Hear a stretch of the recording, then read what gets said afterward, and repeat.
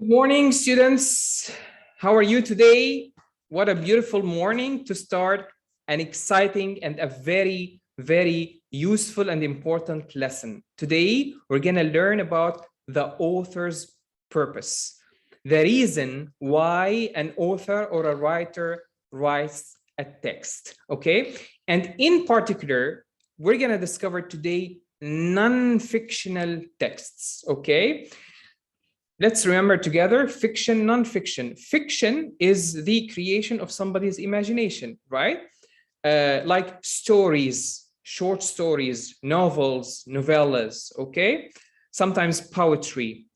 While non-fiction, we're talking about facts, articles, science, biology, history, okay? So today, we're gonna discover why authors write certain texts, especially particularly non-fictional texts, okay? Okay, so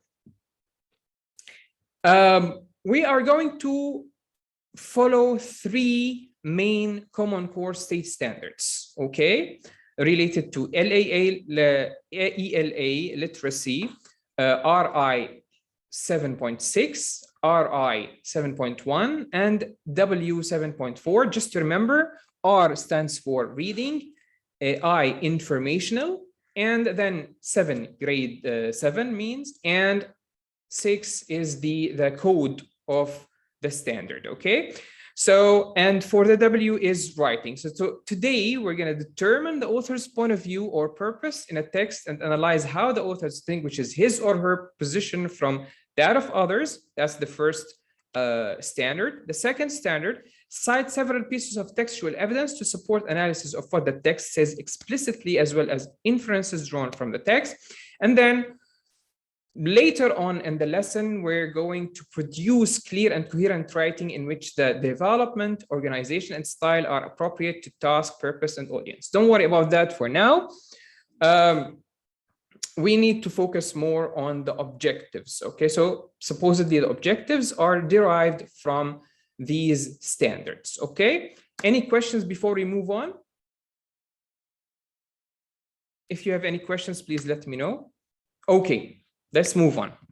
So some of the essential questions we're supposed to answer are, what is an author's purpose? What do we mean by that? What is the purpose of writing nonfiction? Why do authors write nonfiction mainly? How can I write a piece of nonfiction with purpose in mind? So you're going later on in the lesson, after we explain the author's purpose, and you explain it with me, you yourselves, students, you're going to be writers and you're going to write pieces of nonfiction with purpose in mind, okay? The last question we're going to answer is, why is it important to know the author's purpose? What's the reason? Why are we studying this? Why is it important? Okay, so 4 essential questions, very important. What's the author's purpose in general? What is the author's purpose of writing nonfiction? How can I write a piece of nonfiction with purpose in mind if I want to be the writer? And why is it important to know the author's purpose? Now, mainly, we have 2 objectives today. Okay, number 1, identify the author's purpose in pieces of nonfiction.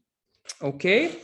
And we're going to write a short piece of nonfiction in which the writer's purpose is highlighted and discussed. So first of all, we're going to be presented with some pieces of nonfiction, and we're going to explore the author's purpose in them. And then later on, you are going to be the writers, and you're going to write pieces of nonfiction in which you clarify the purpose, okay? Great. Now, warm up, prior knowledge, 8 minutes. You are given 8 minutes to recall the purpose of writing nonfiction with examples, okay?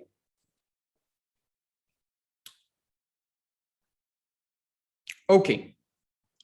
So, after 8 minutes discussing with the students, we can see that usually we have four main purposes why writers write texts. Number one, to inform. Number two, to persuade. Number three, to entertain. Number four, to express. Notice that in nonfiction, usually the first two purposes are the focus. Usually writers write non-fictional texts to either inform, give information, or to persuade, means to make the reader believe something by presenting facts and arguments and evidence. Okay, so again, usually authors have four purposes or four reasons why they write texts: inform, persuade, entertain, and express. As I said, in non-fictional texts, we have writers who inform, give us information, okay, facts. That's one of the purposes of writing non-fictional texts. Or to persuade us of something, to make us believe that something is true by presenting arguments and evidence for that. Now, as for the other two purposes, entertainment and expression, usually they are part of fictional texts. Okay, in fictional texts, usually authors aim at entertaining us. We are being entertained, means we have a good time reading something. We enjoy reading something, okay? Reading a story or a short story or a novel or a novella or whatever. So the main purpose for a fictional writer by writing a story or a short story is to entertain us, okay? It has nothing to do with information or with persuasion, okay? Mainly entertainment. Okay, what about expression? Poetry. Usually when writers write poetry, okay, they aim at expressing their thoughts, expressing their emotions, okay? So entertainment, fictional works, expression, poetry. On the other hand, what we're focusing on today is with non-fictional texts, okay? Which means that mainly the author is aiming at either informing us, giving us information, and we're going to see this when we read some informational texts, and persuasion. Sometimes in texts we have both, to inform and to persuade. Sometimes we have one of them, either, okay, in non-fiction, while in fictional works, we have mainly entertainment and expression, okay? So this is what we mean by the author's purpose in writing non-fictional pieces, okay? Let's move on. Any questions before we move on? Okay, so as I said, usually the lesson depends on you, students, okay? It's all about your contribution, your thinking, okay? Great. If you don't have any questions, let's move on. Now, we have an activity, the usual activity: think, pair, and share. So for 15 minutes, you think about something on your own. Then you choose a classmate to discuss this idea with him or with her. And then after that, we share this process or this discussion with the whole class. So think on your own, pair with a classmate in pairs.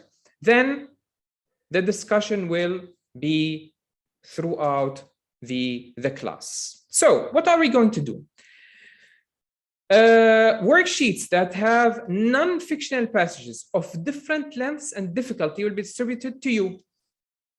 Okay, so now I have with me pieces of non-fiction of different lengths. Some of them are short, some of them are long, some of them are difficult, some of them are easy. It depends on your level. Okay, you will think about the author's purpose individually. So you will, once you receive the paper, okay, that's given to you, you will read the text, the non-fictional text. Okay, what are you supposed to do? You're gonna think about the author's purpose individually for 2 minutes on your own. Then you're gonna pair your thoughts with your peers in the group. So you're gonna choose a classmate to discuss with him what you found out. Of course, you're gonna exchange ideas, okay, for 3 minutes. And then finally, we're gonna share the discussion with the whole class for 10 minutes, okay? So think, pair, share. Okay, 15 minutes.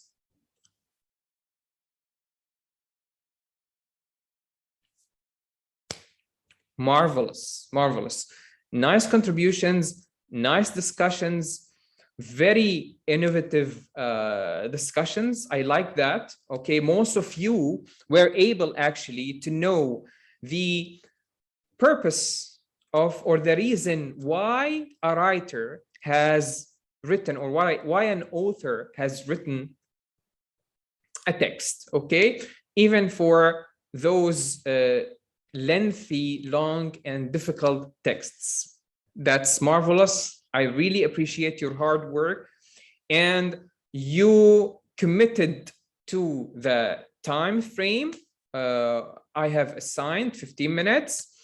You actually worked on your own for 2 minutes. Then you paired your thoughts with a classmate for 3 minutes. And then we have shared a very nice discussion with the whole class for 10 minutes. And most of your discussions, most of your contributions were really, really productive and accurate to some extent. Okay, and we are going actually to look into this further. We're going to discuss it further later on. Okay, great. Any questions so far? Let's move on. Now, the formative assessment.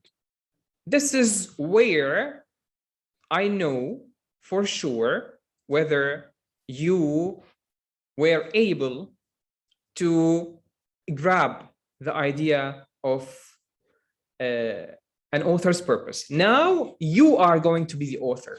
You're going to be the writer. What are you supposed to do? Now, this is where your creativity, your innovation shows up. Okay, and this is where I can see your hard work really authentically. Okay, so you need to work in groups to write a 10-line paragraph, more or less, or even more if you see it appropriate, with your purpose of writing in mind. Okay, so you need to write a piece of nonfiction. You can refer to the internet, of course, about anything you want, anything that's interesting to you. Education, global warming, environment, history, biology, geography, some type of argument. It's up to you. So it should be non-fictional. And you have to have in mind from the very beginning, because this will shape the skeleton for your paragraph. Are you writing to inform? Are you writing to persuade? Are you writing to do both? Okay. So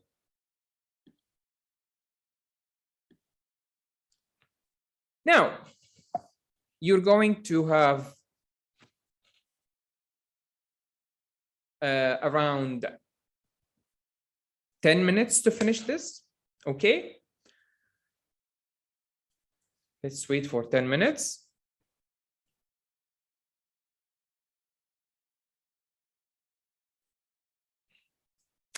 You done? Okay. What's the next step? Now you're going to peer assess your writing by reading and discussing the purposes you created. So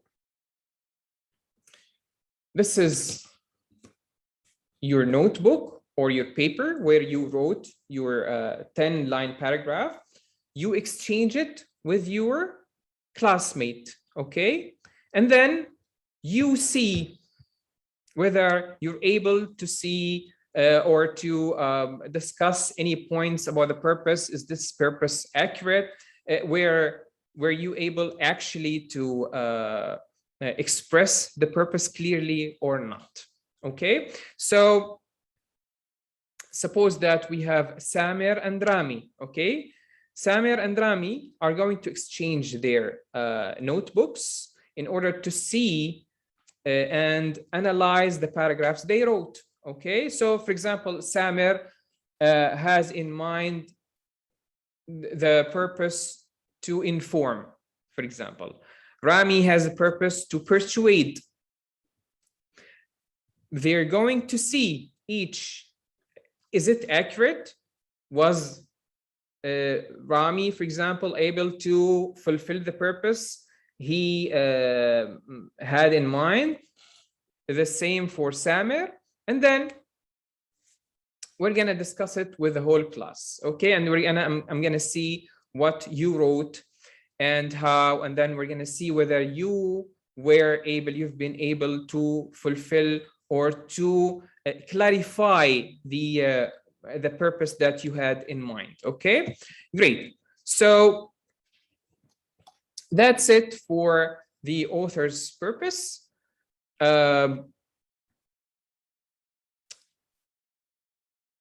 Thank you very much for the lesson today, and we're gonna see you tomorrow. Thank you very much.